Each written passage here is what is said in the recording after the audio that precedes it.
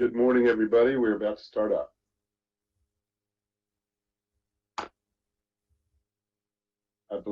Good morning, fellow commissioners. I believe that Commissioner Giraldo is about a minute away from joining us. There's a minor technical issue.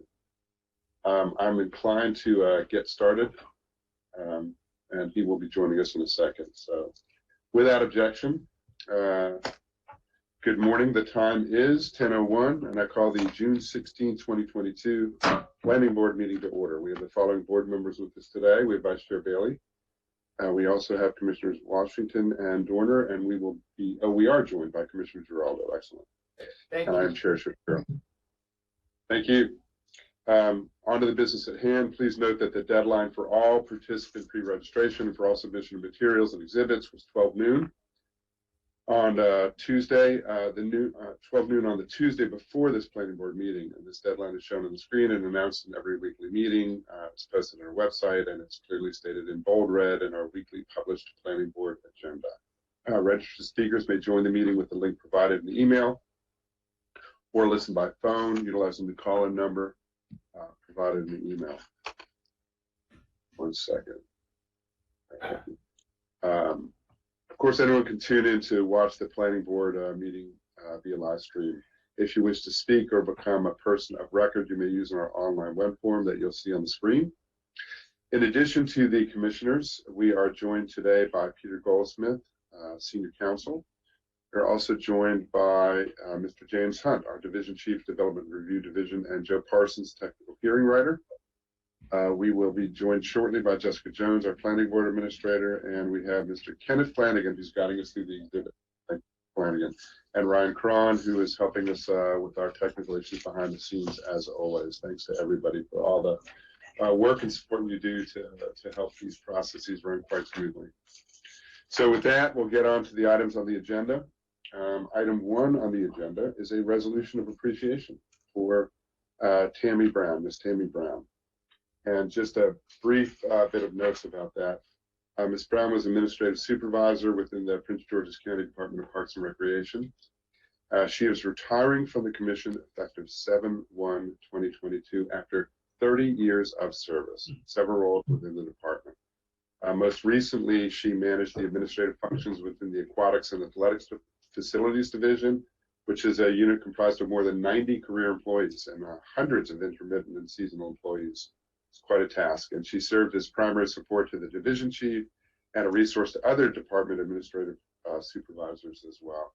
Throughout her commission career, she earned many performance awards and was recognized for her contributions to department-wide events and training and programs, a number of initiatives, team building initiatives, Bring Your Child to Work Day, marketing outreach, candle sessions, the Summer Youth Enrichment Program, and much more. So she is commended for all that she does. And happy to hear any comments from my fellow commissioners. But other than that, is there a motion to approve the resolution of appreciation for Ms. Brown? Motion to approve, Mr. Chair. Second. We have a motion from Vice Chair Bailey, a second by Commissioner Giraldo, to approve the resolution of appreciation for Ms. Tammy V. Brown. There's no discussion on the motion. I will call the roll. Vice Chair Bailey? I will vote aye and thank her very much for her service and happy retirement. Thank you. Commissioner Giraldo? Vote aye, and I share in Commissioner Bailey's comments. Thank you. Commissioner Dorner? Vote aye.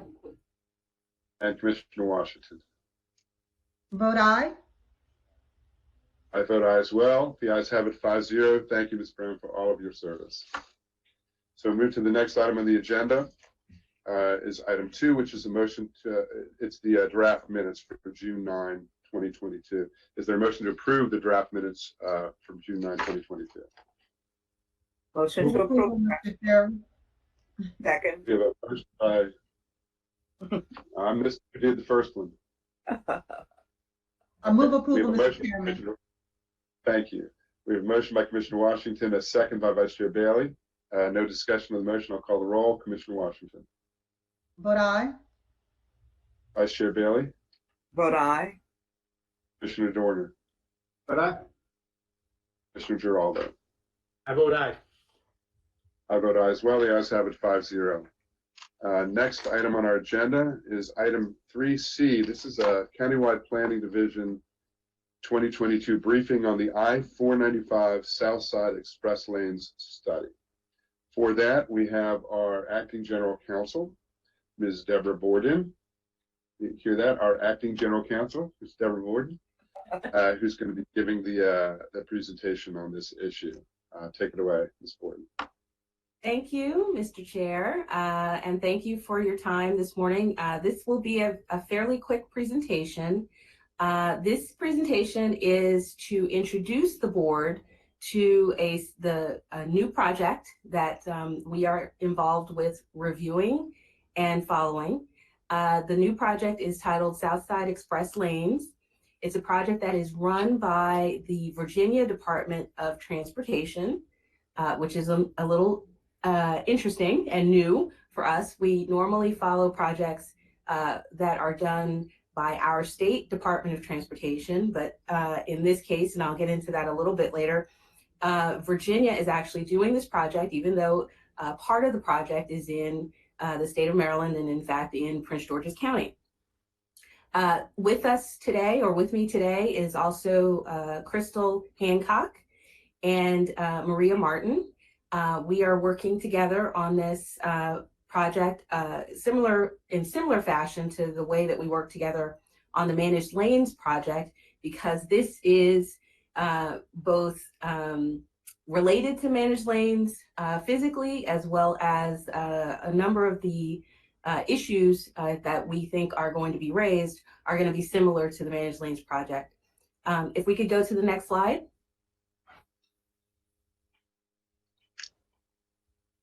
Okay, so the Southside Express Lanes study area.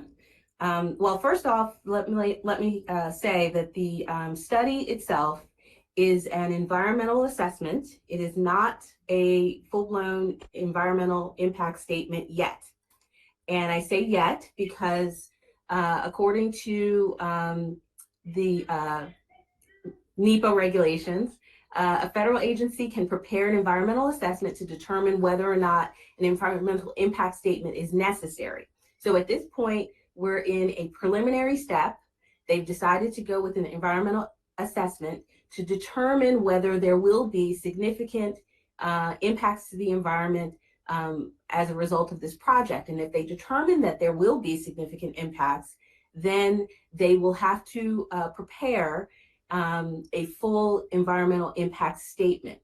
And that would be a very detailed document that has particular sections in it that have to be covered, sections that involve even more than just the environmental and just the transportation issues, but that involve environmental justice, for instance, and impacts to cultural and historic resources. So right now, we don't know whether an EIS will be part of this project, but we are going to follow it very closely to make sure that if there are significant environmental impacts that we think that they should consider, that we raise them in the comments that we present to the project team. So this study started in January, and we were contacted a couple of months ago about the project. We've had one meeting with the project team. We are on the agency coordination meeting group, and they will be meeting with us periodically throughout the project and explaining to us, their findings. We will get preview looks at their drafts of the environmental assessment, and we will have formal opportunities to present to them our comments and have them considered before the drafts are finalized. As you can see on the screen, we have the dates, public comment period. That was a public comment period simply on the purpose and need statement that was put out. So that's really all we have in terms of the documentation at this point. We do expect to have more detailed information, maybe not not as extensive as an EIS, but we do expect to have more detailed information as this project goes along. The project study area runs from roughly Springfield, Virginia, along I-495 into Maryland. It crosses over the Woodrow Wilson Bridge, and it ends at Maryland 414. There is a question, we have a question about where the study area ends, because it doesn't seem to match up to the study area that was being considered for the Managed Lanes project segment in Prince George's County. That segment started or ended just south of Maryland 5. So the terminus points don't add up, and so we're not really quite sure why that is. And that's one of the main questions we're going to be asking the project team, as to, were they aware of the end of the study area and why the terminus was chosen in this location as opposed to south of Maryland 5. The purpose of the study is to examine express lane system. The express lane system that is currently in place in Virginia. The aim is to look at expanding that express lane system. That express lane system is a toll lane system, and they are looking to extend the toll lanes beyond Springfield into Maryland and across the bridge.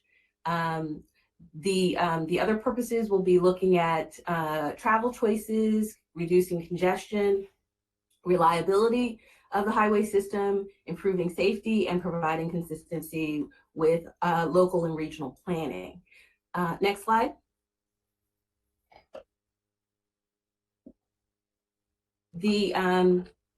As I said, VDOT will be carrying out this EA, and we will get more information about that as things go along. We will also be bringing updates to the planning board to tell you about the information as we get it. And we will also be bringing to you draft comments for you to consider and approve before we send them out and have them included in this study. Next slide.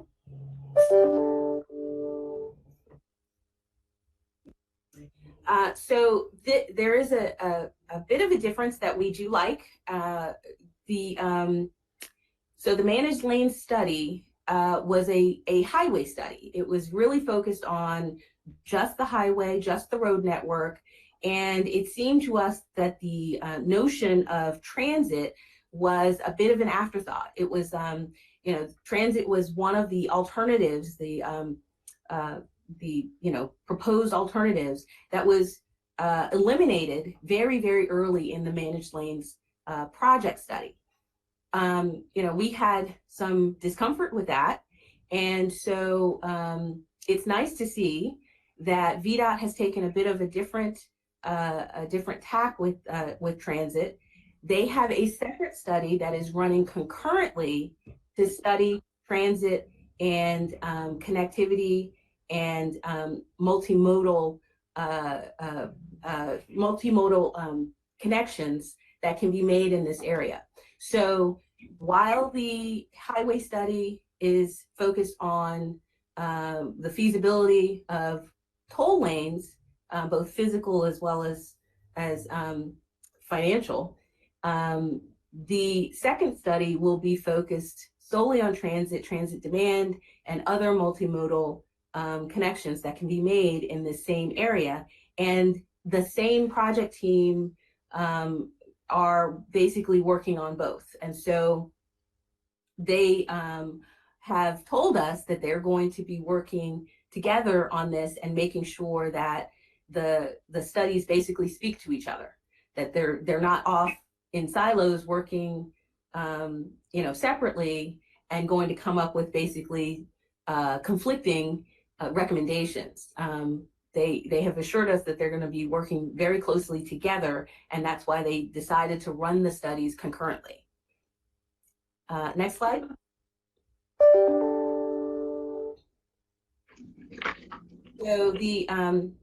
So both studies have MNC PPC as a participating agency. which means we will get detailed information from the project team. We will get to meet with the project team regularly, and we will have a formal public comment role in both studies. And that is very, very important to us because we want to make sure that, in particular, the possibility of having heavy rail come across the Woodrow Wilson Bridge and connect up either at National Harbor or at Branch Avenue. We want to make sure that that possibility is studied seriously and is considered in any sort of transit piece that could go with this project. It's very important both to Prince George's County, but also to the state of Maryland. The state of Maryland spent a great deal of money to reinforce the Woodrow Wilson Bridge for that eventuality. And we want to make sure that that is at the forefront of any transit study dealing with the bridge. Next slide, please. So our concerns that we're going to be raising as we go along with this project, how will this project area particularly connect up and relate to the managed lanes study? The one thing that we really don't want to see is that, the study does not completely take into account the fact that these projects are done in pieces. And so, Virginia will be looking at this piece, and we don't want them to forget or lose sight of the fact that the other study, the managed lane study that has been put on hold, that study may or may not ever get restarted. And so we don't want to have a toll lane system that stops in the middle of interchanges on our beltway, in front of, two of the biggest economic engines of the county, basically National Harbor and MGM. But we have this project that is technically functioning in an unfinished manner and causing bottlenecks, causing congestion, and making a situation that's already very challenging, making it worse. That is what we don't want to see. And so we will be ringing that bell quite a lot with the VDOT team. They will understand that we really don't want that to happen. That whatever they propose for an extension of lanes into Maryland must fully engineer and fully understand that we have to deal with a transition, and the transition must be fully functional, whether or not the managed lanes project goes forward. So that's very, very important to us. We want to absolutely make sure that if the environmental assessment identifies significant environmental impacts, that an EIS is on the table and that it will be done. We want to make sure that that does not fall through the cracks, that an EA is supposed to be a preliminary step, and that if significant impacts are identified, it really is supposed to lead to an EIS. Impacts on any EJ communities, we're going to be focused on that. Of course, impacts on the commission properties, but particularly properties that are closest to the bridge, properties that are in the watershed and in the runoff area of the highway, of the Beltway. And some of those properties are shown in green in the photo depicted on the screen. We're going to be looking at that because, the fact of the matter is, even if the parkland is not physically touching the Beltway, oftentimes that parkland is receiving a lot of the runoff from the Beltway one way or the other. And so we want to make sure that those parks are identified for the project team, and that any runoff issues are addressed in the EA or the EIS. We want to understand how the lanes will transition. I talked about that.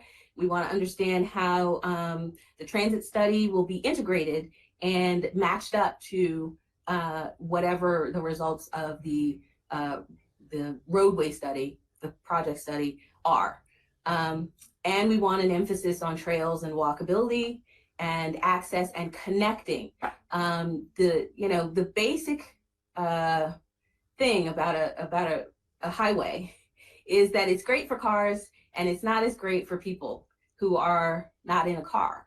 Whether they're walking, whether they're biking, it tends to be something that disconnects communities because it cuts through them. And we want to make sure that whatever connections can be made are made through trails, through overpasses, through bridges, and whatever additional impacts can be mitigated through working with the community and doing whatever needs to be done in terms of whether that's public art, whether that's beautifying, whether that's making these connections. So next slide. We feel like we've been here before. It's deja vu all over again, but it's the same team. So we are very familiar with the issues that we had raised for the Managed Lanes project. And so, we're going to be very honed in on all of these issues for you. The picture there is a picture of the walkway over the bridge. We're going to be looking at that heavy rail connection and really working with the transit study to make sure that we understand what WMATA's concerns, for instance, are about making that connection and about where that connectivity can happen. We know that National Harbor and Branch Avenue are possibilities, but there may be other possibilities, and we want to make sure that they are actually considering everything to make sure that if this connection can actually be made, it gets made, and it gets made expeditiously as part of this project. Next slide, please. Okay, so we did have a few stakeholder meetings. Well, the project team did have them, and we did attend. These are just some of the questions that were raised by attendees at the project meetings that they had a few weeks ago. Some people just wanted to know what was going on. Some people wanted to know how much money Virginia has collected from their toll lanes, et cetera. But this is the very beginning of this project, so we know that they will have very many more comments and questions as we go along, and we'll share those with you. Next slide.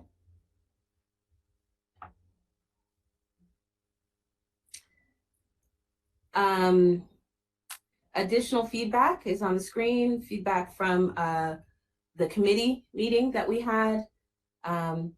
We, like I said, are part of an agency coordination group, and that includes Maryland MDOT, as well as Virginia's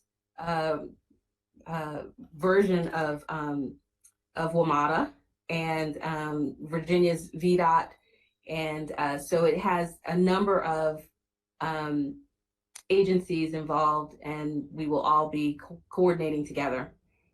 Yeah, OmniRide, I think that's their version of WMATA. We can go to the next slide. Okay, we're happy to answer any questions.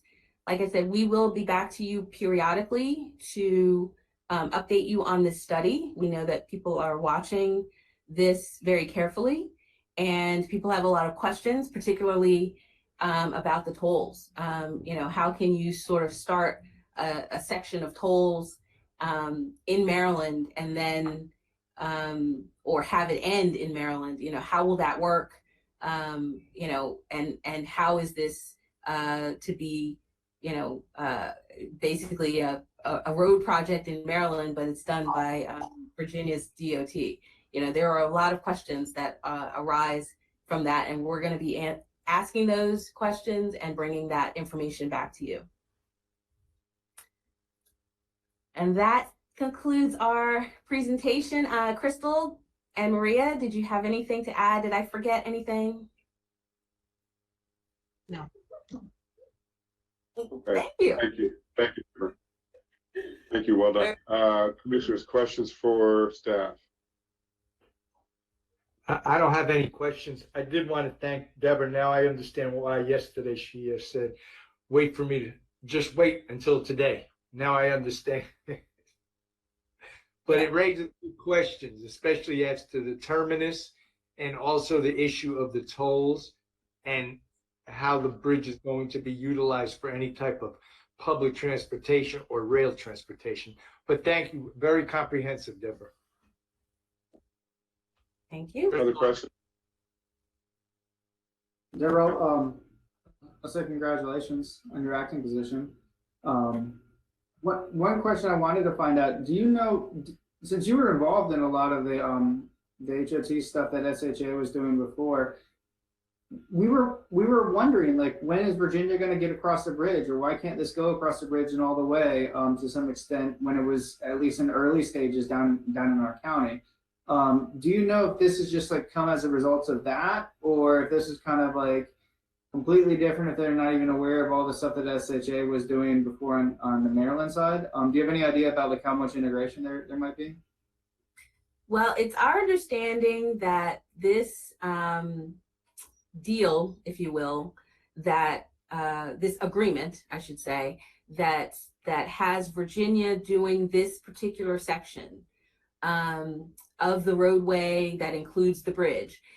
This agreement was apparently made back when the Woodrow Wilson Bridge was last upgraded. So several years ago, they made this agreement, and it's apparently it's part of the maintenance agreement that they entered into, the state of Maryland and Virginia entered into at that time. And they agreed that, at such time that they, it comes to take a look at an extension of the toll lanes, that Virginia would take this section. And I believe at that same time, they also agreed that Maryland would take the American Legion Bridge on the other side, and that they would deal with that section. So it was you do this, we'll do that. And so that's what happened. And that's the result of, of that agreement. Of course, Virginia is very well aware of our Managed Lanes project. They're very aware of it. They weren't necessarily in the room when we had our agency coordination meetings on that. I don't recall seeing VDOT at those meetings, but they're certainly aware of the project. And it's our understanding that they've been coordinating with MDOT SHA all along, because the idea was that these toll lanes should be, at least from a driver standpoint, seamless. That there wouldn't be it wouldn't be a good situation to have the toll lanes exist and be such a different configuration, such a different system that drivers would need to basically alter as soon as they go across the state line from Virginia into Maryland, et cetera. So it seems to us that there's been this coordination from the beginning, but again, that doesn't mean that the transition between the lanes themselves have been well coordinated. And we just want to make sure that happens from the beginning, because we don't want to have a situation where we're at some point down the line and we realize that these lanes are going to just end, and for whatever period of time, there's going to be this horrible bottleneck situation, and their response, we hope would not be, well, it'll be fixed when you do the managed lanes project. Yeah, but when is that going to be? That could be 5 years, that could be 20 years, that could be 50 years. And so we just really want to get a good look at their plans for that transition. We want to make sure that it is technically sound, and we want to make sure that they are understanding that there may be an interim period during which time nothing else happens. Nothing else is built. Crystal, did you want to add to that a little bit? Because I know you know more about the agreement. No, we are, for the record, I'm sorry, this is Crystal Saunders Hancock from the Transportation Planning section. As Deborah mentioned, I just sent an email again to request clarification on the maintenance agreement from VDOT, and have not received anything to date yet. So as soon as we get that information, we can, we can mention it in the future presentations that we're going to give. But we are very much on top of the project and wanted to make sure you guys are aware of.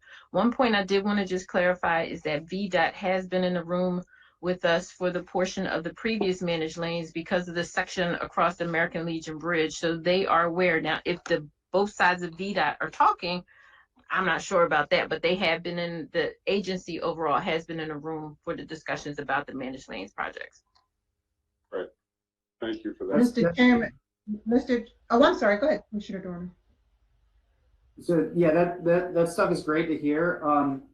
It might be very wise, since we already are talking with them, to just make that last connection and ask them, hey, you had your VDOT people that were doing the bridge up north. Are they looking at the bridge down here? Or have they talked to the group? Because it might be two totally different regions. I would hope that they're talking to each other, but all of us work in government, and we know that sometimes, like, you have one hand doing one thing and the other hand doing another, and they're just waving in totally different directions and not seeing each other.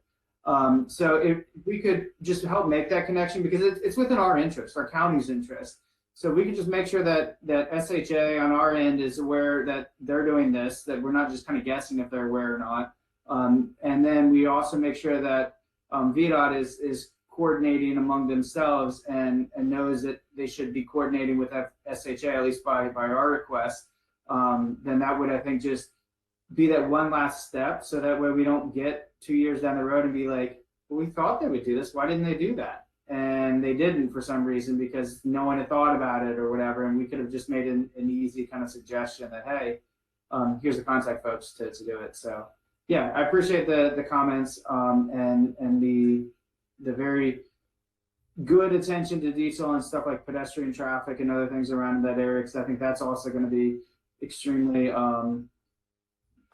worthwhile to pay attention to. So we're not just focusing on car transit through the area, but we're also thinking about other multimodal ways of getting around.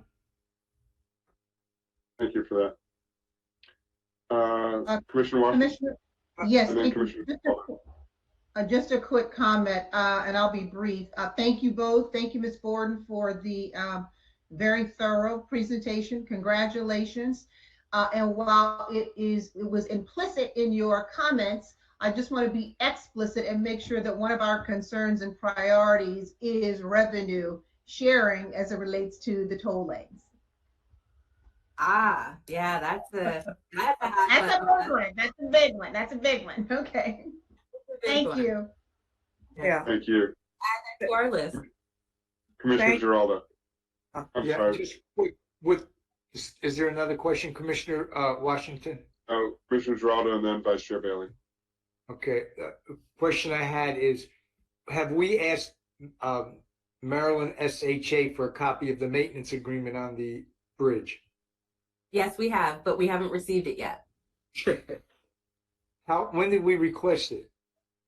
Do you know? Crystal? Shortly after, I attended the meeting that was held in Oxon Hill when I met the project team.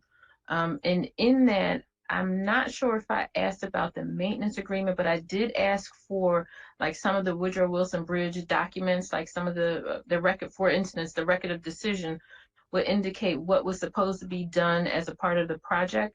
And in that, I don't know if I asked for the maintenance agreement then back in March, but the email that I sent shortly after our team met last week, I did resend an email back requesting that information. So the request for the maintenance agreement specifically was rather recent, but we have been in touch with them since the meeting that was held last month.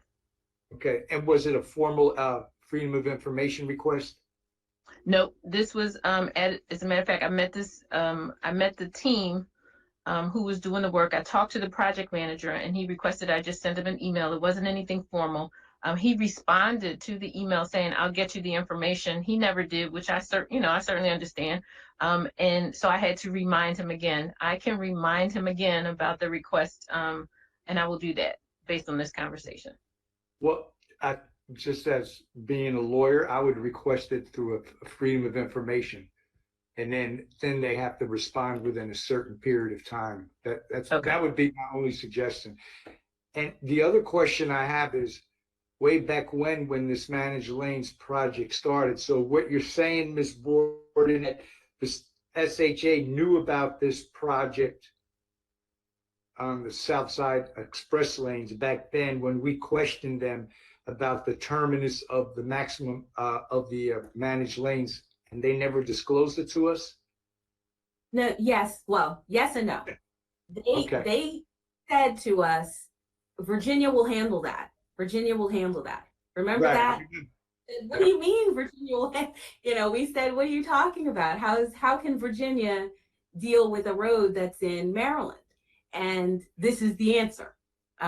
So they answered the question, but they didn't elaborate. Right. And this is the result. I mean, I guess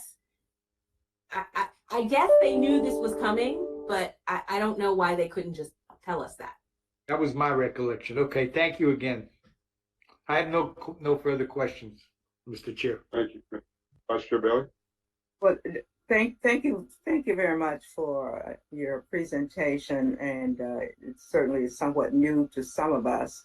As we look and think about the Maryland piece that we're already discussing at some point, we have discussed, and then this new piece for us in the Southern and Virginia, there seems to be a gap in the middle part of Prince George's. And I'm glad you're asking for where some clarification about where the study ends, because those of us who live in kind of the southern part of the central part of the county, seems like everything is stopping before it gets there on both ends. So we certainly need to have some clarification about where this is ending and where it's beginning on both sides. But thank you very much for your very comprehensive presentation this morning. But let's see when we can get the information about where the study ends in Maryland 5. Thank you, Vice Chair. Will do. The only thing I would add is so much of this seems to be about our internal coordination on the Maryland side. So it's not clear to me what kind of structure we have to our meetings with Maryland, the county, the commission, and that's what I would like to see. Some kind of regularity and structure to that, and let me know what I can do to help make that happen, because that just feels like the most important thing is that we are all as aligned as possible as we're approaching this. Mm-hmm. Mr. Chair, to follow up on that, I think it's important as well as that we contact National Harbor as well as MGM to make sure that they know what's going on, because it's going to impact them the most. Well, they're private stakeholders, and that's one of the biggest ones. Good point. Mm-hmm. So we could talk about it offline, but let's figure out what we can do to make sure that regular communication is happening, so we're all aligned. Absolutely. We already actually have a really great contact at the county DOT.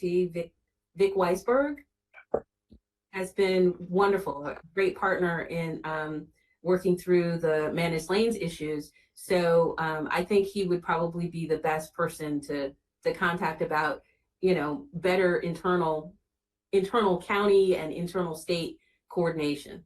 And so we can contact him and we can go from there. I'm sure we can set up a regular meeting to talk about this study and whether or not the managed lane study is coming back. SHA, hasn't really said anything. but we can ask. So let's do that. And again, any way that I can be helpful, let me know. So thank you, Ms. Borden, for the excellent report. Thank you, Ms. Hancock. Any final questions for staff, commissioners? If not, there's no action. This is just a briefing, though we will be hearing more about this as we move along. So thank you all very much for your time. Thank you. Thank you. Thank you. So moving on with the agenda, thanks everybody. Moving on, we have the consent agenda. We have items for A, B, D, and E on the consent agenda. Is there a motion to approve the consent agenda? Or do you want to pull anything off the consent agenda?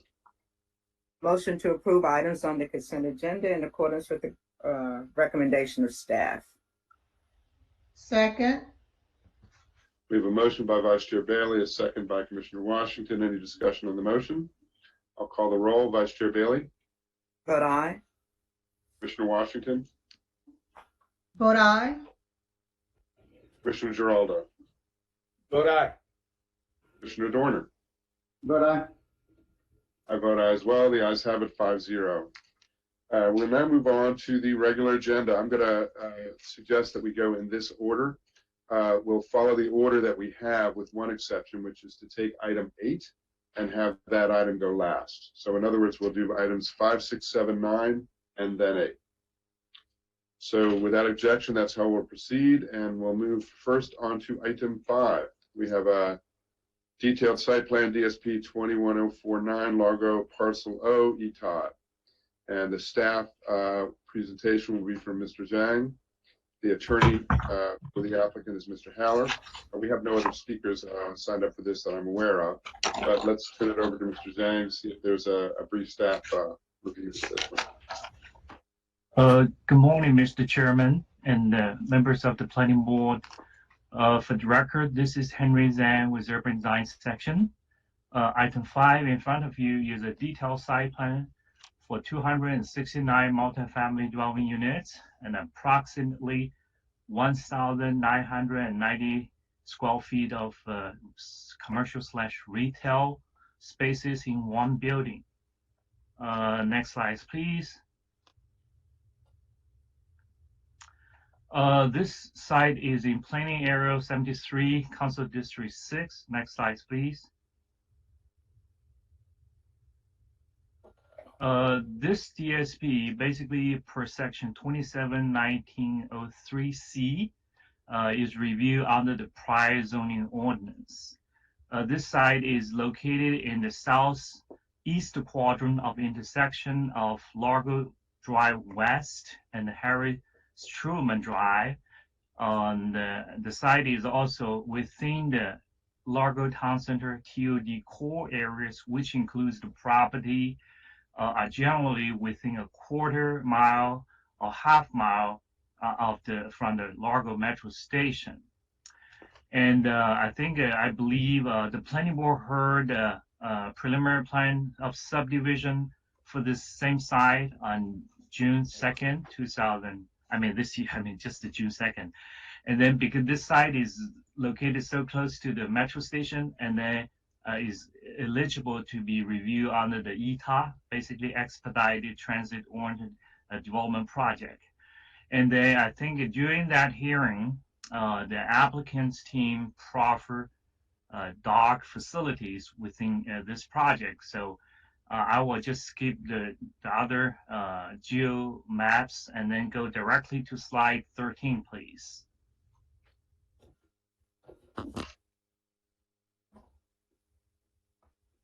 Please, Kenny. Yeah. This is basically where the proffered dock facility is located. There are two things here. One, you see here the green circle. That's the enclosed dock run, basically by dimension 50 feet by 16 feet. It's kind of enclosed but no roof. Basically, they provide artificial turf within that confined space, and then also include dock, weigh station, wash station, and fountain within that space, but there's no roof, so it's kind of a courtyard type, but it's very narrow one. And then after that, I mean, the dog run over there, and then there is a dog walk around, the circular pathway around this stormwater management pond. And then that will be the another facility for the dog service. And then I will go after this. I will go to slides 16, and then basically those are the perspective of the building proposed, for this case. This is basically at the intersection of Largo West Drive and Harris Truman Drive, which provide a very welcoming main entrance to this building complex. And then people can walk through the existing pedestrian network and then go to the metro platform directly. So Kenny, would you please just run very quickly those slides? Just a different perspective. Yeah, just along the Harris Truman Drive, and just keep, running those slides. Yeah, that's another perspective shot. Just keep running. And then we can go to all the way to 24 and 25 slides. Basically, those are this is just different elevations, with different material. And then this is those are the signage proposed. Next slide, please. Basically, all those building mounted signage, and then there are basically consistent with the applicable development district overlay zone signage standards on page 170 to 174 of the sector plan. Yes, go to the last slide. This DSP is governing by the development district overlay standards of the 2013 approved Largo Town Center sector plan and the sectional map amendment. This DSP is consistent with almost all the applicable standards except for two DDOZ standards concerning the street design and also exterior, building finish material, which in accordance with 27548 point 25C, the applicant has requested an amendment to those two standards. And staff found that the requested modification of the two DDOZ standards will benefit the development and development district by achieving an attractive building at this prominent location. And then this DSP also has been reviewed for conformance with all the applicable zoning requirements as stated in MUI zone, DDU zone, and the ETOD requirement. And then the required finding for approve this DSP as stated in section 27285B1 and the B4 has been fully met on page staff report page 6 to 10. You will see a detailed discussion. And then this DSP also conform with the applicable condition attached to 4-21 060, which on page 20 to 23, the planning board just review and approve that prelim. This DSP also satisfy the applicable requirement of landscape manual and tree canopy coverage ordinance and the woodland and wildlife habitat conservation ordinance. No agency opposed the approval of this detailed site plan.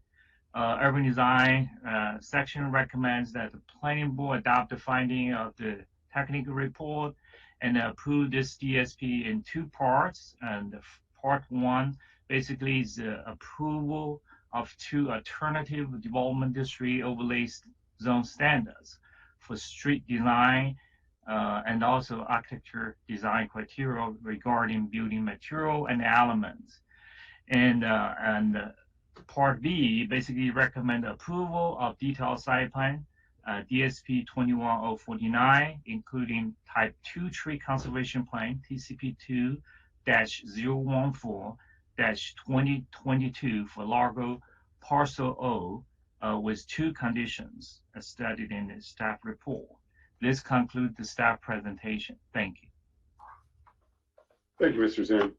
You've heard from staff. They're recommending approval with conditions for this TSP. Questions for staff before we turn to the applicant? Oh, no questions. Thank you. Turn to Mr. Haller. Well done, Mr. Zhang. Thank you. Mr. Haller.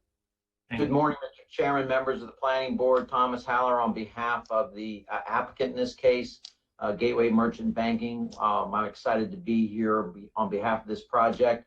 As Mr. Zhang noted, this case was before you a couple of weeks ago for the preliminary plan of subdivision, and Mr. Gibbs stepped in for me as he does every year that I go on my annual trip, and I appreciate him doing that.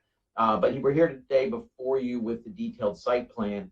And my client has really put together a dynamic team to implement this project. They're working with Niles and Bolton Architects and Clark Builders, and they've teamed up on other projects in the Washington metropolitan area. But this is a great opportunity for this property. Fortunately for us and for the county, this property is a holdover of an old industrial development plan. This property was at one time zoned industrial. The property immediately next to it to the east, which you can see is developed with an industrial building. But this property will be developed with a mixed use building directly across the street from the metro station. And as you noted from the architectural renderings, the building has been designed to take advantage of a gateway location at the intersection of Harry Truman Drive and Largo Drive West. And the courtyard accessing the amenities in the building opens up to that corner, which will be heavily landscaped with a grand stairway going into it to really provide a dramatic entrance at that location. I would note one of the amendments that we requested and the staff is recommending approval of relates to the fact that the Largo sector plan recommends and has for years that Harry Truman Drive be converted from one-way traffic to two-way traffic. And the same recommendation exists for Largo Drive West. And since we don't control that requirement, we requested an amendment from it. But I would note for the planning board, particularly since the planning board will be relocating to this general area in the near future, that the Department of Public Works and Transportation does have a CIP project which will convert those roads from one-way to two-way traffic and will also involve the construction of bike lanes on Harry Truman Drive as well as Largo Drive West. So the timing of that may coincide very well with the construction of this development, but I did want to let the board know that that improvement is pending from the county. Just a couple of things I would like to highlight for you, and that it has to do with the dog park. I know that issue came up during the preliminary plan of subdivision. As Mr. Zhang noted, if we could go back to slide 13 very briefly. And I think it was Commissioner Giraldo had asked the question. So we have had facilities planned for dogs throughout the entire development of this project. As Mr. Zhang noted, we have incorporated into the design of the building a dog run, dog wash, and fountain facilities that will be enclosed by the building, so it will be secure and it won't be where you won't have outside dogs necessarily interfering that might be coming from other projects, and your ability to walk your dog. And the dog run is also very close to the back door to the building, which gets you out to Largo Drive West. And what was discussed last week was the pond, and I think there was not a whole lot of understanding of the pond. The pond that is, as you noted from the aerial photograph, is an existing facility. It was actually constructed back when the industrial building was done and was originally sized to accommodate both the development of this property and the adjacent industrial property. We will be retrofitting the pond and bringing it up to current standards so that it will be it will function under the current stormwater management requirements. However, it is very important to us that the pond be aesthetically pleasing because our residents are going to look at it. If you drive by it today, it's there, but it's not particularly attractive. What we will be doing is landscaping around the pond to the extent that we are permitted by the regulatory agencies. And then the other thing is that the pond will not be fenced. There will be a bench around the pond that will have a path that will completely encircle the pond that will be accessible from the maintenance road that we will be constructing along Largo Drive West to also access the pond. So any resident who wants to walk their dog around the pond will be allowed to do so. It will not be prohibited from doing so by fencing. And again, there will be a path around there so that they will be able to do that. So in addition to being able to just walk along the street or to use the dog run that we have, residents will also be able to walk around the pond. Again, our goal is to make the pond an amenity to the project and not be a detriment in any way, visually or otherwise. In fact, we had a meeting with the Largo Civic Association last night, and they are very sensitive to concerns about maintenance of stormwater management ponds. And as I indicated to them, my client will be maintaining this pond because it's important to the overall aesthetics of the project. The other thing that I wanted to mention, which I think is an exciting feature of this project, and it's not necessarily very obvious from the architectural renderings, but if I could, first of all, ask Mr. Flanagan to go to image 17 of your PowerPoint. There you go. You will note that there are several areas of the building that rise up above the main roof level. Those are actually going to be mezzanine units that will have outdoor not balconies, but terraces. So those units will actually be 2-story units that go up to a 7th floor so that the residents of those units can overlook all of Largo. And then on the other side of the building along Largo Drive West, there is also going to be an outdoor terrace and what is being called a sky lounge, so that all of the residents of the building, even if they don't own one of these penthouse units, will be able to also have access to a lounge on the exterior of the building where they'll also be able to look around Largo and have a view of the hospital and the entire Largo area. So that's an exciting feature that's been designed in this building, because if you look at it from the level of that roof, it has an amazing view of the entire Largo community. So those are some interesting features that my clients have designed into this building, and I think will make it very unique around the Largo Town Center Metro. With that, I'm going to close my presentation. I think we have noted that we have no objections to staff's conditions. We have no proposed revisions to staff conditions. We agree with all of the staff's findings and recommendations, and I'm happy to answer any questions that you have. Thank you, Mr. Haller. Questions for Mr. Haller or anyone else in the applicant? One quick question. It's Commissioner Washington. Thank you, Mr. Haller, for going through the amenities. I'm very familiar with this area and live about 2 miles from it currently. With regards to the penthouse units with the terrace, how large will they be? Those units will vary in size. Let me see. I know we have a listing in there, but let me see if I can give you an idea of what those units will be. I think they're going to be in the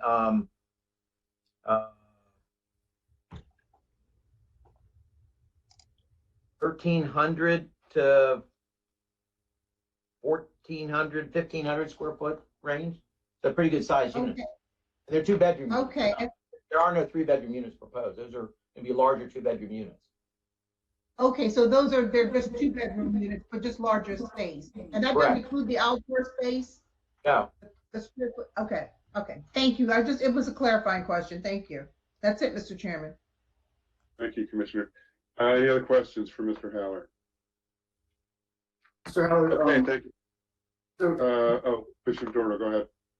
yeah, Mr. Haller, you mentioned if people own the units, but the staff report only refers to 269 multifamily units. And No, I apologize. These are not condominium units. These are rental units. If I didn't mean to say that. If I did. Correct. And then are they all market rent, or do you have any other kind of subsidized units for low income or workforce housing? No, this project is a market rent project. Okay. Was there any ability to look at any potentially other like affordable units within there, or no? They have looked at that concept, but they have not committed to a particular percentage of the units being designated as affordable at this point. Okay. So to the extent that like you can, or in your future projects you can, when you get metro accessible like by this much, I know you have to make a certain number of profit to actually be able to build that close. but it'd be great if we could get some mix of affordable housing units, particularly when it's very transit oriented and you're already getting an expedited process within there. Understood. That's it for me, Mr. Chairman. Thank you, Commissioner. Other questions? We have no other questions. Mr. Haller, if you have nothing else for us, we have nothing else from staff. There's no one else signed up to speak for this. So commissioners, what is your pleasure? Mr. Chairman, I move that we adopt the findings of staff and approve the Alternative Development District Overlay Zone Standards A1 and 2 as outlined in staff's report, in addition to approve DSP-21049 and TCP2-014-2022, along with the associated conditions as outlined in staff's report. Second. We have a motion by Commissioner Washington, a second by Commissioner Dorner, I believe. Is there discussion on the motion? The only thing I would say for discussion is that this is it's an important project in an important location. I like the architecture. I think it's thoughtfully designed. I appreciate the dog amenities as well as the human amenities. And it's nice to see us growing downtown Largo. So with that, I will call the roll. Commissioner Washington. Vote aye. Commissioner Dorner. But and under the discussion, I'll just also mention, Mr. Haller, as you talk to your client and you work on these sorts of projects across the county, if there are ways that would help encourage affordable housing in these metro-oriented or public transit options, that we can work with you or maybe contemplate ways of actually having that happen, I think that would be a nice tribute to the county, to making sure that we're not just putting all market rent units, that we're also considering other folks at other income distributions, because as we build out downtown areas, you're going to need service workers, you're going to need teachers, you're going to need firefighters, you're going to need police, you're going to need folks who are manning cash registers and who are working in retail stores. And if they can't live close to where they're working, there's environmental justice and economic justice kind of issues that we're unintentionally potentially aggravating. So to the extent that we can work on that and kind of find solutions, that'd be great. Thank you very much. Thank you. I join you in those remarks, Commissioner Dorner, as I'm sure fellow commissioners do. So thank you for that. We have Commissioner Washington, Commissioner Dorner, Vice Chair Bailey. I vote aye and associate myself with Commissioner Dorner's comments. Thank you very much for those comments. I was thinking the same thing. I'm glad you articulated much better than I could have. I vote aye. Thank you. Commissioner Giraldo? I share in everyone's comments. And I do want to congratulate the developer, because since I've been on the board, I've been talking about how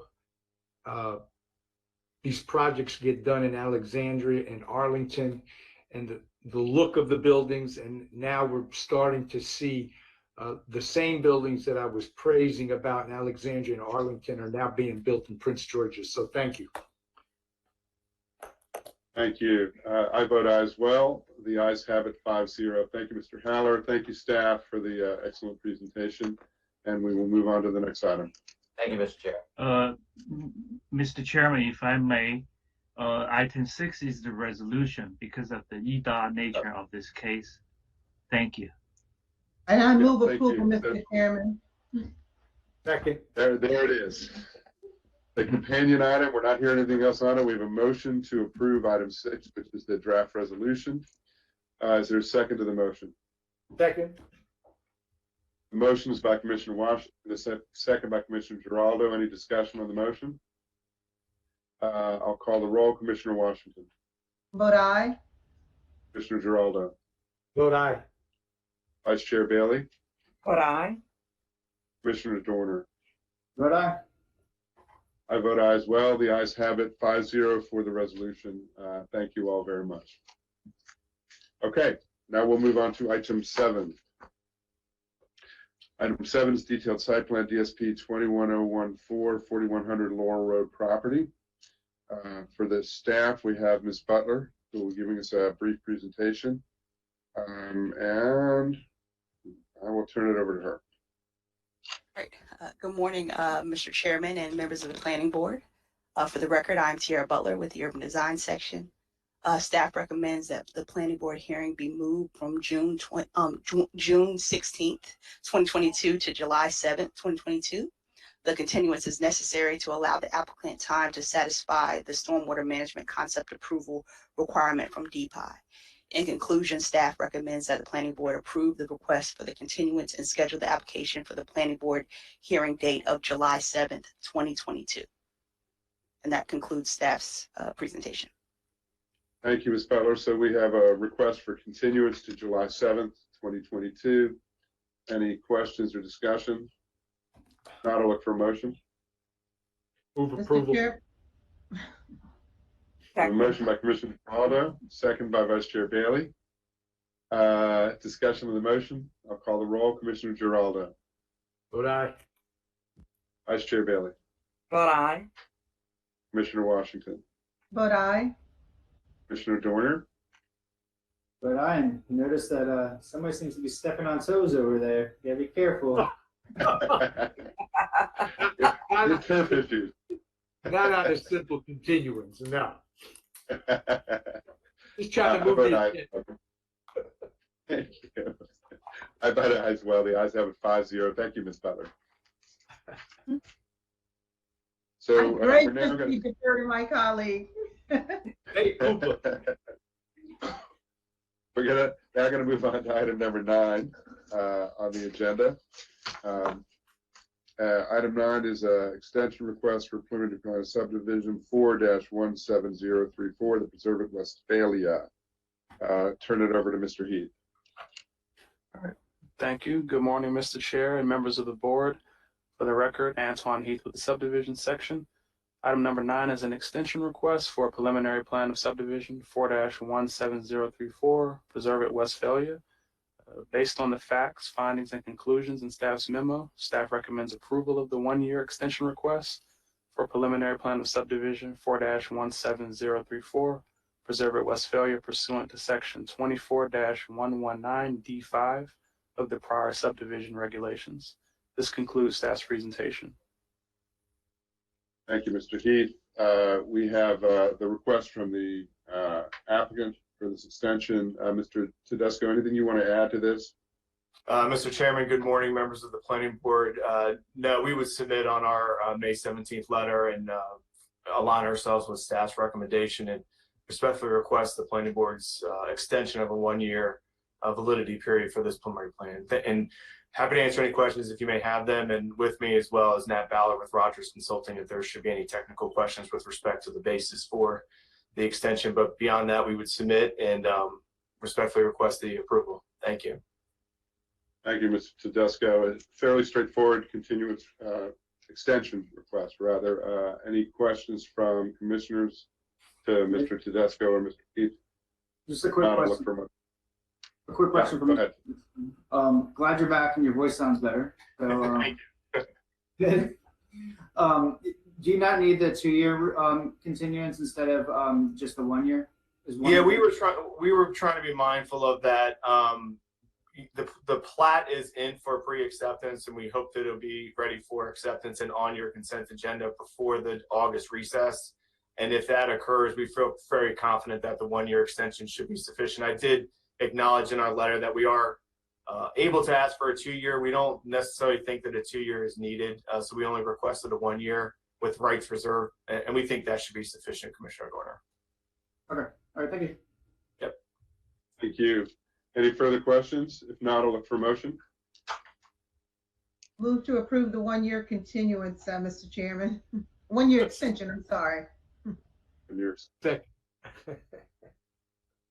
We have a second. Yes, second. Okay, thank you. The motion is by Commissioner Washington, second is by Commissioner Giraldo. I will call the roll. Commissioner Washington. Vote aye. Commissioner Giraldo. Vote aye. Vice Chair Bailey. Vote aye. Commissioner Dorner. Vote aye. I vote aye as well. The ayes have it 5-0. Thank you all very much. The final item on our regular agenda, and this is item number 8. This is preliminary plan of subdivision 4-21052 Suffrage Point. This is continued from the planning board meeting of May 19, 2022. The staff reviewer is Mr. Eddie Diaz-Campbell. The attorney for the applicant is Mr. Rivera. I believe we have folks signed up to speak as well. Let me just note a few things related to this. So we are reconvening this hearing on preliminary plan of subdivision 4-21052 that was continued from May 19, 2022. After hearing extensive testimony from staff, the applicant, the city of Hyattsville, residents, citizens, we determined to continue the hearing for a limited purpose. We set a narrow scope for the hearing today. So today we are only taking testimony on two subjects that are the subject of this limited scope public hearing. The first is the negotiations between the city and the applicant regarding land to be conveyed to the city, which includes the area containing and around the play area, along with the configuration and dedication of the alleyway near lot 23. So that's the first issue of this limited scope hearing. The second subject involves any additional discussion between the staff and the applicant related to the distance between lots 29 and 30 and between lots 36 and 37. If you remember, there was a narrowing question about whether it's 8 feet or 10 feet. That was the second issue for this limited scope public hearing. I'm going to call on staff to briefly orient the board on those issues and only those issues. In addition to allowing staff and the applicant of the city to testify, we'll have testimony from citizens as well, as long as the testimony is germane to the narrow scope of this hearing. And as I've been doing before, we'll manage the time boundaries to allow for fairness and transparency for everybody. So I don't know how many folks are signed up to speak from the public. We will see, but we'll stick with what we did before, which is 3 minutes per speaker. Again, it's limited scope to those two topics, and I'll turn it over to staff. And Mr. Goldsmith, did I capture everything? Anything you want to add around how we manage the limited scope nature of this hearing? Good morning, Mr. Chairman. I think you said it perfectly. All right, thank you. So with that, I will turn it over to Mr. Rivera. Oh, I'm sorry. I'll turn it over to Mr. Diaz-Campbell. All right. Good morning, Mr. Chair and members of the board. For the record, I am Eddie Diaz-Campbell with the subdivision section. Item number 8 on the agenda is the preliminary plan of subdivision for Suffrage Point 4-21052. This case was first continued from the planning board meeting of April 28, 2022, and then continued a second time from the planning board meeting of May 19, 2022. The case was continued a second time for the purpose of continuing discussion of specific issues, including land to be conveyed to the city of Hyattsville, configuration of the public alleys, and the space between townhouse sticks. As a reminder, the subject project proposes to develop 41 single-family attached dwellings. This preliminary plan covers the southern half of the overall Suffrage Point development, the northern half located across Gallatin Street from the subject site. As a matter of housekeeping, staff originally received 38 items of additional backup, which were received before the noon deadline on April 26, 2022, for the planning board meeting of April 28, 2022. These items have all been incorporated into the regular backup. 14 items of additional backup were received before the noon deadline on May 17, 2022. These have been re-provided as additional backup. 14 new items of additional backup were received before the noon deadline on June 14, 2022. These new items include 5 exhibits from the applicant, labeled as applicant's exhibits 25 through 29, 4 letters and 3 emails from citizens, labeled as opponent's exhibits 29 through 35, and materials submitted by Sustainable Hyattsville, including an 18-page letter labeled as Opponent's Exhibit 36, and 523 pages of supporting material labeled as Opponent's Exhibit 37. The full list of items is in your commissioner's notes. Next slide, please. Applicant's Exhibit 26 shows changes to the site layout made following the planning board hearing on May 19 to address the specific issues the board requested to have considered. The layout now shows 41 lots and 7 parcels, outlined in red. Existing and proposed rights-of-way are shown highlighted in blue. The approximate boundaries of the compensatory storage facility are shown by the green dashed outline. Land which the applicant proposes to convey to the city of Hyattsville is shown highlighted in green. Each of the next 3 slides will address one of the issues before the board today. First, the conveyance of land to the City of Hyattsville. Second, the design of the alley, which will also be conveyed to the City of Hyattsville. And third, the space between townhouse sticks. Next slide, please.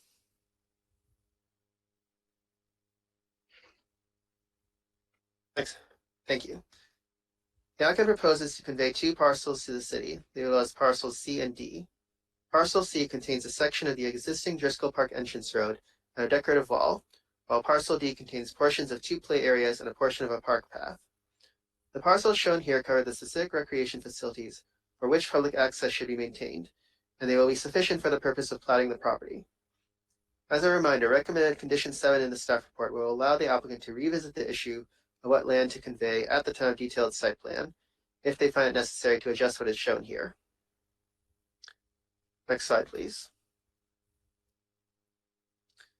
The applicant has also proposed to relocate the alley entrance that was previously shown between lots 17 and 18, so it is south of lot 23. This will consolidate the 2 alleys previously shown, known as alleys 2 and 3, into one alley known as alley 2. The alley 2 will have no dead ends, streamlining access for emergency and other large vehicles. The applicant has indicated that the alley will meet the design standards requested by the City of Hyattsville, including the Urban Street Design Standard STD 100.31 and the minimum 15-foot turning radius. The applicant will need to put appropriate notations on the preliminary plan prior to signature approval to demonstrate the standards are met. Next slide, please. Finally, the applicant has adjusted the space between the ends of the townhouse sticks so that 10 feet will be provided between lots 6 and 7, 11 and 12, 17 and 18, and 36 and 37. This would be the space between the lot lines rather than between the dwelling units. The applicant's exhibit also shows 10 feet between lots 29 and 30. However, they requested they be allowed to reduce this gap to no less than 8 feet if the engineering for the detailed site plan determines that 10 feet is unfeasible. In conclusion, subdivision staff recommends that the planning board adopt the findings and approve preliminary plan subdivision 4-21052, suffrage point, as well as a variation from section 24-122A, subject to the conditions recommended in the staff report. The applicant provided as applicant's exhibit 25 requested revisions to conditions of approval. This request supersedes all previous ones, as all of the previously requested edits were determined either to be not needed by staff and the applicant, or were incorporated into conditions in the staff report. The remaining requested edits are specific to the topics discussed today. With regard to the applicant's requested new language for condition 1A, staff agrees with the new language, as it reflects the change to the alley layout shown on exhibit 26 today.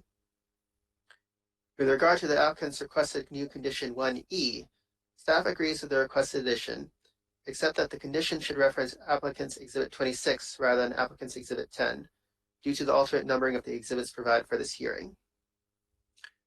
With regard to the applicant's requested new language for condition 1B, staff recommends the following alternative language be provided to establish that 10 feet will be provided between lots 29 and 30 with this preliminary plan, but there may be provisions to reduce that width at the time of detailed site plan. Staff recommends condition 1B read with the following language read into the record. Provide minimum 10-foot wide open spaces on homeowners association parcels between lots 6 and 7, 11 and 12, 29 and 30, and 36 and 37. The precise locations of the open spaces may be altered if the positions of any lots are shifted or any lots removed at the time of detailed site plan. At the time of detailed site plan, the space between lots 29 and 30 may be reduced to no less than 8 feet if the applicant demonstrates that providing a space 10 feet wide is infeasible. This concludes staff's presentation. Thank you. Let me start off with a quick question, commissioners, just because I want to make sure it wasn't just a technical miss. Mr. Diaz-Campbell, when you were listing the lots where if you go back to that slide, I didn't hear you mention lots 17, 18 as well, where that required was 10 feet when you read it into the record.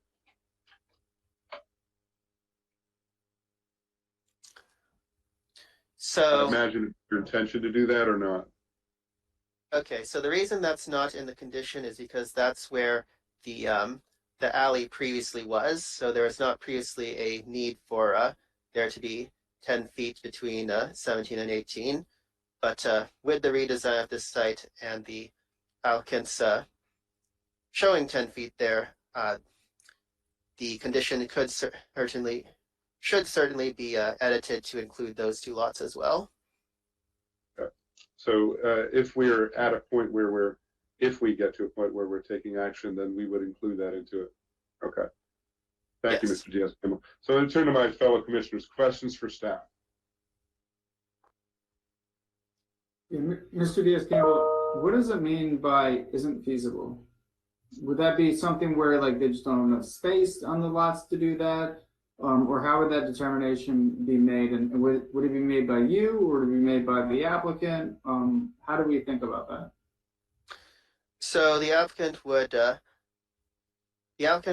provide their reasoning for why they do not believe it's feasible for staff to review, and then we could make a determination whether we agree with their reasoning or not. But yes, what they have indicated to us is that they may not have enough space, in particular at the south end where lot 24 is. They have to consider a proposed WSSC easement for their stormwater as well as offset from the floodplain. All right, thank you. And then, do we know anything more about parcel B2 and the conveyance or potential conveyance? You mean the entirety of parcel B2? Yeah, yeah. So it would, I think the issue was whether or not the entirety of it would be conveyed, part of it would be conveyed, or kind of what would happen. And there was a lot of back and forth over the past few months about whether or not it was going to go to DPNR, it was going to go to the city of Hyattsville, kind of what was going to happen. So do you have any color on that, or should we wait for Mr. Rivera? So, so with this preliminary plan, what they're showing is these two parcels, C and D. Those would be the essentially the immediate conveyance to the city of Hyattsville to cover the existing recreation facilities. Mr. Rivera can speak on whether anything additional will be conveyed beyond that. Okay. All right. Thank you.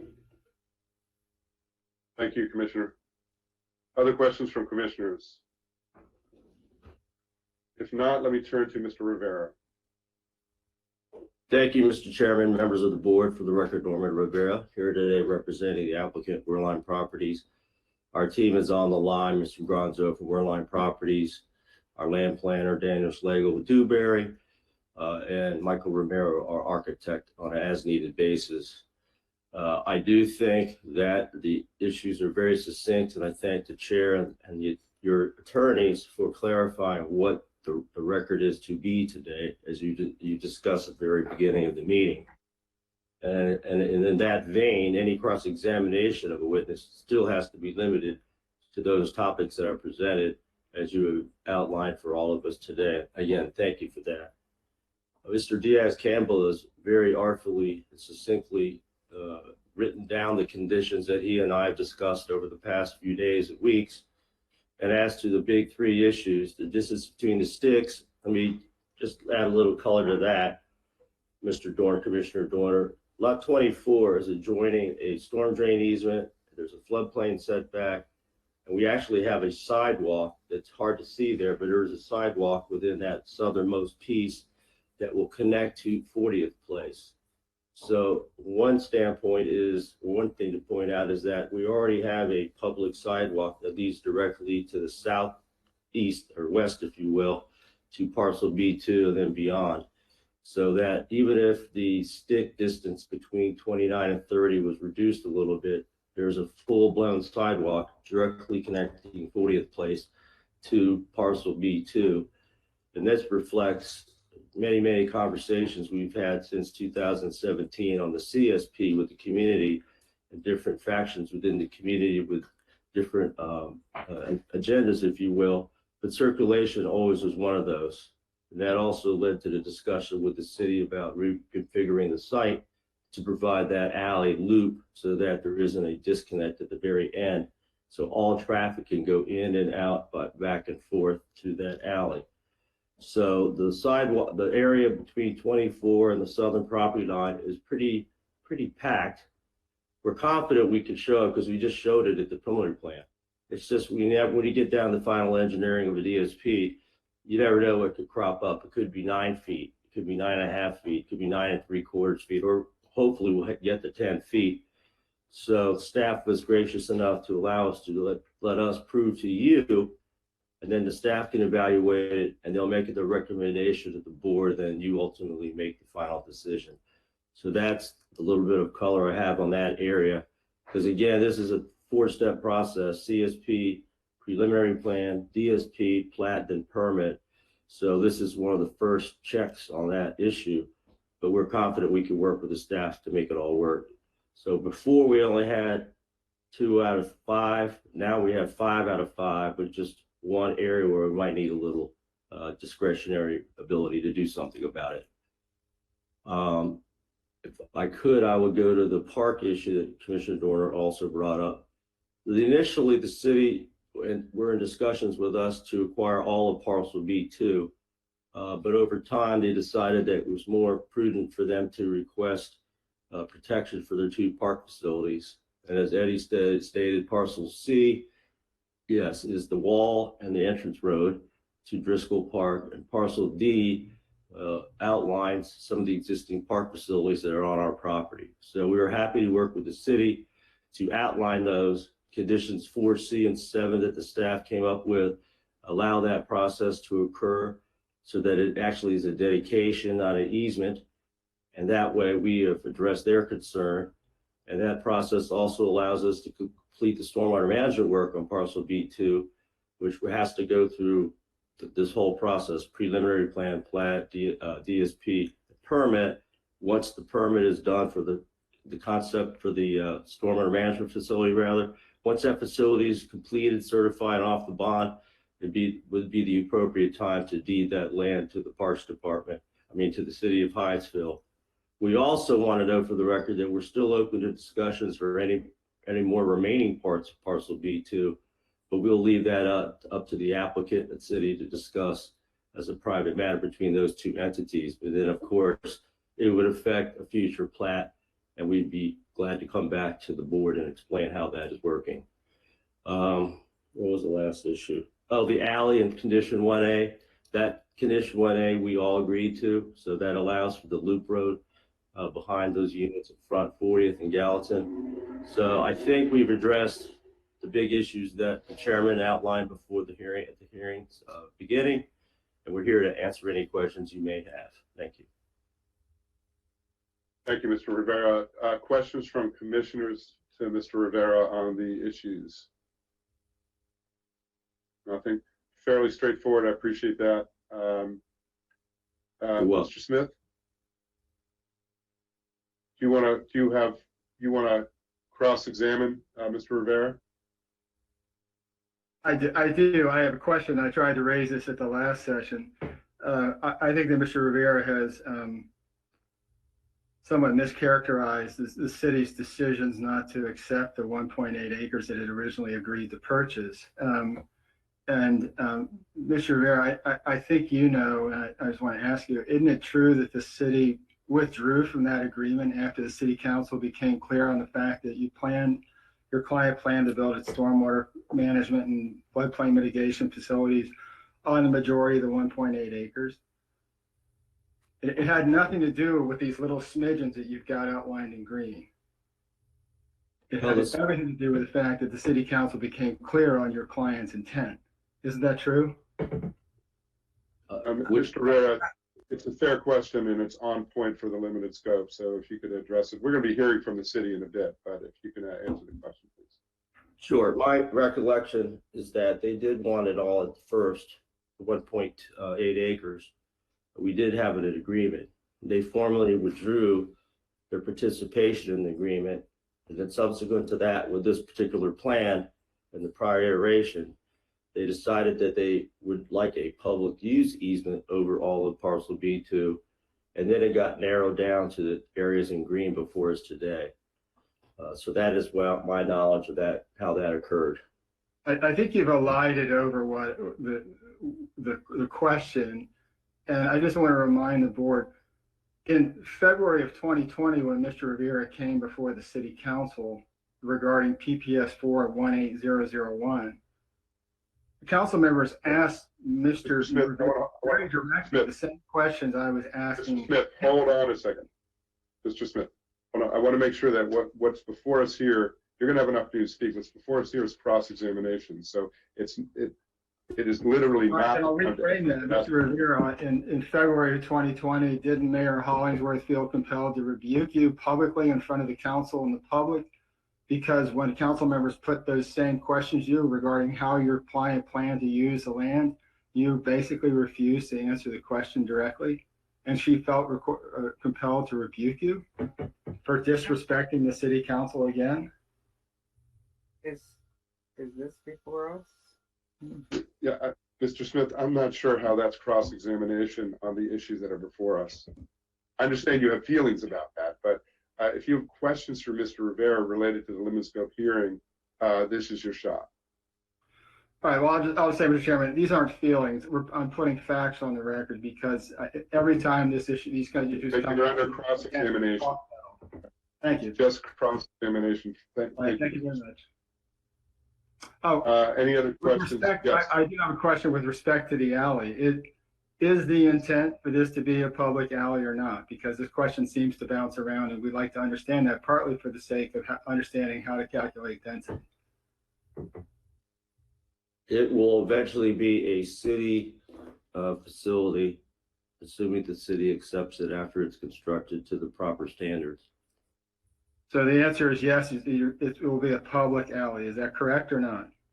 At this point in time, we're proposing it to be, and it'll be the city's ultimate decision to accept it, or else we would just make it private. Okay, then I'll just pose to the board. It's difficult to figure out what the actual density will be, and using the density calculations required in the code if we don't know answer to these questions now. Thank you. Thank you. And a reminder for the commissioners, the density issue is not what's before us. This is a limited scope hearing on the other two issues that we have. Thank you, Mr. Smith. Thank you. I'm going to turn to the city of Hyattsville first, Mr. Chandler, and we have, who do we have? Chandler and Ms. Roby. And see if you have any comments or, well, it's your time. So let's hear from you. Good morning, Mr. Chairman, members of the board. For the record, Jim Chandler, representing the mayor and council of the city of Hyattsville. So the city and the applicant have discussed at length the alley connection. Certainly, it is our preference for the alley to meet public standards, which are the same standards used by the county for urban streets. And so what the applicant has proposed so far would meet the public standard and be eligible for dedication. Certainly, full connectivity without the need for a turnaround for sanitation purposes is preferable. So we are appreciative for the applicant to modify its site plan to accommodate that.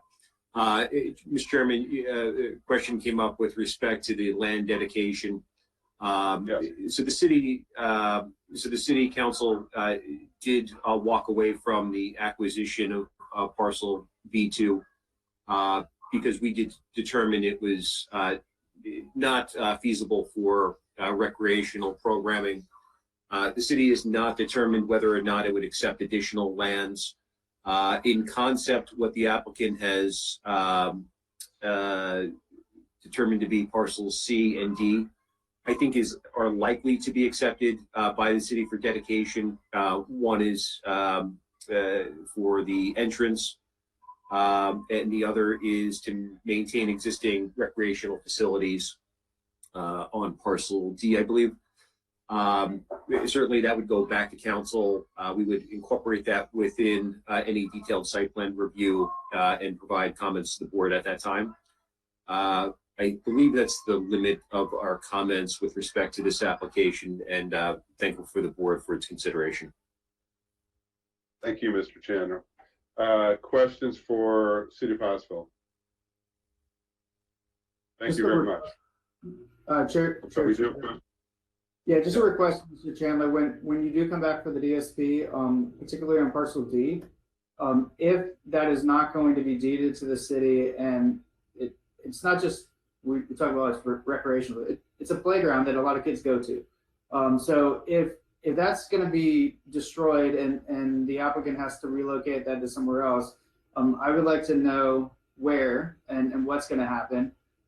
So that way the city isn't completely out of a pretty good neighborhood playground that these townhomes would be able to take advantage of. And I hope the answer is it's not going to happen, and they'll preserve the playground or even maybe make it better, because it is a little bit aging in some ways, but it's still quite popular among kids and parents who want to have their kids run around and burn energy so they come home and collapse.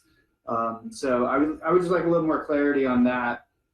Instead of just saying it's recreational facilities, like it's a pretty important part to the community down there. And I just want to make sure we know what's happening. The wall, yeah, I think that's a little bit more stale in terms of talking about like the monument and the wall, but when we're talking about recreational facilities, we need to make sure we're not forgetting what specifically they are. Thank you, sir. And we'll be sure to get clarity on that from the council before coming back to the board for the detailed site plan. And I think for that, Mr. Rivera is still on the line, and I think he has heard you as well. Yes, we confirm that we'll work with the city, and then of course we'll keep the board and staff aware of any developments there. As far as we're concerned, it would be the cities to use and the general public. We're happy to accommodate that. Thank you. Thank you. Thank you again, Mr. Chairman. So let me turn to opponents. The only one that let me just make sure, Mr. Smith, we have you who will be speaking. Is there anyone else who wishes to speak for or against this preliminary plan of subdivision that's before us besides Mr. Smith? Okay, so I'll turn it over to you, Mr. Smith. You have 3 minutes. Again, if I can ask you to adhere to the direction that we all have, which is it's a limited scope public hearing. And so if you could address your comments to issues related to the negotiations between the city, related to the land configuration, the conveyances, the discussion between the lot distance, and those are the topics before us, Mr. Smith. Mr. Chair, could you freeze the clock before I get into the substance of my comments? I want to address an administrative point or two. Yes, sir. Okay. First of all, I want to thank James Hunt and Sherry Connor and Eddie Diaz-Campbell for making available Dropbox capacity. I think that's a helpful tool. I'll try to learn how to use it better in the future, but I do appreciate that flexibility, and I hope that in the spirit of building a robust record, the board continues that kind of practice. Sometimes files will not email well. Second of all, I did notify Mr. Diaz-Campbell that I realized I had uploaded an overabundance of materials, and I regret doing that. It blew up the size of your packet and probably made it less easy to focus on the relevant points, and I apologize for that. I did tell him I would be willing to remove some of those, but I don't know the protocol for doing that. There's no reason to blow the packet up unnecessarily. And third, and this is, there is nothing in the public notice that was sent out under Mr. Hunt's signature on May 24th or on the website that states that the scope of this hearing would be this narrow. There's nothing that indicates it would be anything other than a continuance of the general hearing. Now, I was at your hearing on May 19th, and I heard you say what you said, and in part what you said was a mini hearing basically with just the applicant and the city, which I thought was kind of strange. But there's nothing in the notice that you sent out, and there's nothing on the website that indicates that this would be a narrowly scoped hearing. And I think that's unfortunate, and I think it's incumbent on MNC PPC to put out clear, accurate information. It's an abuse of people's time to do otherwise. So those are the administrative points I wanted to hit. Can I jump on that, Mr. Smith? Because I think your point is, and again, Mr. Goldsmith, I hope I'm not stepping on my own toes here, but while we were crystal clear at the hearing that this was going to be a limited scope public hearing, If that notice was not conveyed and what went out, there are processes to do that. And Mr. Goldsmith, perhaps you can weigh in, but I tend to agree with you, Mr. Smith, which is it will be more helpful to make sure that when we put out that notice for the next hearing, if it is limited scope, that we provide that notification as well. And Mr. Goldsmith, am I missing something with that? Or does that feel appropriate to you as well? Good morning, Mr. Chairman, Peter Goldsmith, Senior Counsel. Now, I think what you stated is appropriate, but at least for the legality of notice, and I think what you said on the record at the prior hearing does serve as sufficient notice to the public for legal purposes regarding the scope of this hearing. Thank you. And May I respond, Mr. Chairman? Oh, hold on one sec, Greg. Mr. Smith, I apologize. I'm making the same distinction, which is what's legally sufficient versus what's helpful to the public. And I agree with you. It's more helpful to the public if we're having a limited scope hearing that we make it clear that it isn't going to be a limited scope. So I appreciate you bringing that to our attention. And yes, if you want to take another word on this before the clock starts ticking, take it away. The idea of narrow legal sufficiency, you have an affirmative obligation to provide accurate information to the public, and clear, accurate information in a timely way, and you did not. So I object that you're proceeding with a narrowly scoped hearing, and I would like to address some additional issues. If you're not going to allow me to do that, I want to note on the record that I object. And this idea of legal sufficiency, I've heard various opinions on that before. You promise in your citizen handbook and all over your writings that you are interested in full citizen engagement. And here we have this is another instance where inaccurate information has been published to the detriment of the public. And I think it's unfortunate. Saying you'll do better going forward, we've pointed out problems in the past on there being false and misleading information published on the planning board's website on the dams page. In July of 2018, we pointed that out. It's still not been corrected. So at what point do you simply honor our right to build and your responsibility to build a full evidentiary record? Because that's the purpose of the hearing. It's not to mop up a few issues, I would think, in the public interest. Your job is to I hear you, Mr. Smith, and your objection is noted. Thank you. So So if let's get back to the subject at hand, which is the limited scope hearing, and the clock is ticking, and take it away. All right. So I would like to address some because we received this in the additional backup packet. I'd like to address some of the conditions, partly that they're in the first file you can find in that thanks to me huge backup file. And some of those conditions are germane here. Condition 3 is development of the site shall be in conformance with the approved stormwater management concept plans, is directly relevant to what goes on this parcel B2. And I've placed evidence in the record, abundant evidence in the record, both in the backup files I sent and in our revised written statement, that is simply not happening. That Worldline has not been complying with the concept plan, is not complying with county, state, and federal environmental laws. I would ask you to pay attention to that as you consider your decision. That's condition 3. Condition 8 states that the total development will be generate 29 AM peak hour trips, 33 PM peak hour trips. Any development generating impact greater than that identified herein shall require a new determination and a new PPS. We've asked this before. How does that work? When would that finding be made? And then what would MNCPC do? Would it order Worldline to destroy townhouses, or order families to vacate their townhouses or drive less? The issue here is these are nonsensical feel-good conditions. They mean nothing. Condition 10, prior to issuance of any permits that impact wetlands, wetland buffer streams, or waters of the U.S., the applicant shall submit copies of all federal and state wetland permits, evidence that approval conditions have been complied with, and associated mitigation plans. That's not the case here. And Mr. Rivera stated at the last hearing that they had all required permits for work done. That's simply not true, and we placed evidence of record on that point. They should not have done any work on that lower parcel at all. And yet they tore up the entire parcel beginning May of last year. They are flagrant and insistent violators of the law.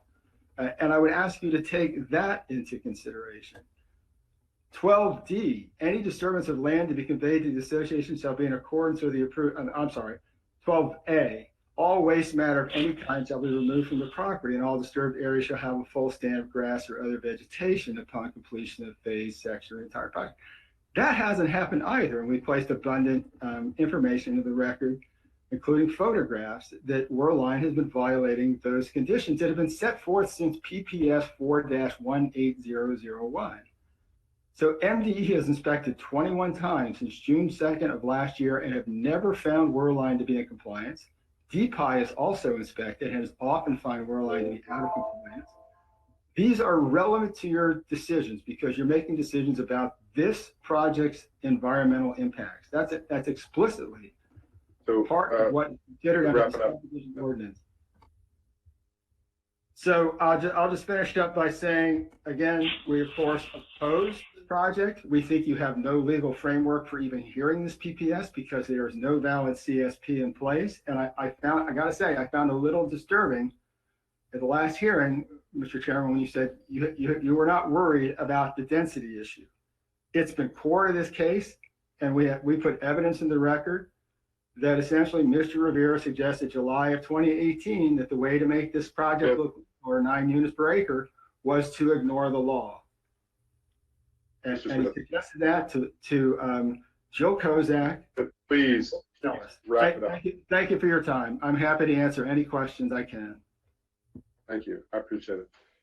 Are there questions for Mr. Smith from board members? Thank you, Mr. Smith. I appreciate it. Is there anyone else who wishes to speak for or against this subdivision? Okay, so the limited scope public hearing is closed. Thank you all. I'll turn it to you, commissioners. What is your pleasure on this case? We've heard a few days of hearings on this. We have the limited scope hearing, so we've heard some more detail about where we are with these two specific issues related to land conveyance and related to the distance between the townhomes in the front. I believe the record is complete for us. What's your pleasure?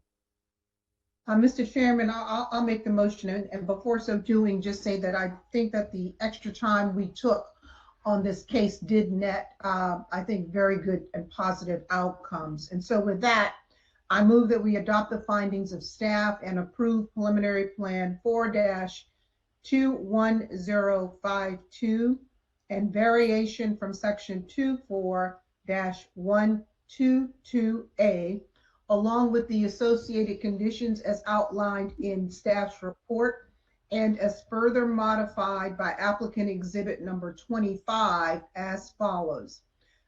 Condition 1A shall be modified as outlined exactly in applicant exhibit number 25. Condition 1B shall be modified as read into the record by staff and further clarified to include lots 17 and 18. And condition 1E shall be modified as outlined in applicant exhibit number 1, excuse me, with the reference at the very end to applicant's exhibit 10 being changed to applicant exhibit number 26. Second. I think Vice Chair Bailey had the easier job there. I was going to say, and the winner is Commissioner Washington. In terms of the motion, I just want to make sure I understand this, that when Mr. Diaz-Campbell read into the record the changes that were made and included that additional piece around that additional opening, that is included, Commissioner Washington, in your motion? Exactly. Okay, thank you. And if I said further clarified, you mean the question you had with regards to lot 17 and 18? Yes. Yes, I did state that. Okay, thank you. Perfect. So we have a motion and a second.